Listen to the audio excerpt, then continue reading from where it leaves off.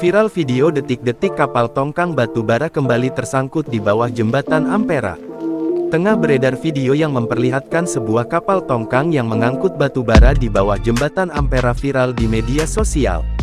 Video tersebut viral usai diunggah oleh akun TikTok @asriseftianti, dan hingga kini telah ditonton lebih dari 680.000 kali tayangan. Berdasarkan informasi yang dihimpun, peristiwa tersebut terjadi pada Kamis tanggal 7 November tahun 2024 sekitar pukul 17 waktu Indonesia Barat.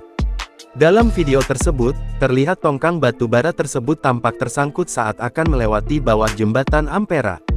Tampak muatan batu bara kapal tersebut langsung mengenai bagian bawah jembatan Ampera. Diduga, muatan batu bara yang diangkut tongkang tersebut melebihi ketentuan lantaran tak memperhitungkan ketinggian debit air Sungai Musi yang tengah naik. Diketahui, pasca insiden tersebut KSOP kelas 1 Palembang langsung mengeluarkan surat pemberitahuan kepada seluruh nahkoda, operator kapal, dan perusahaan pelayaran. Surat tersebut mengingatkan soal cuaca hujan yang membuat pasang air Sungai Musi dapat mencapai 3,6 hingga 3,7 meter bahkan lebih yang berdampak pada keamanan pelayaran.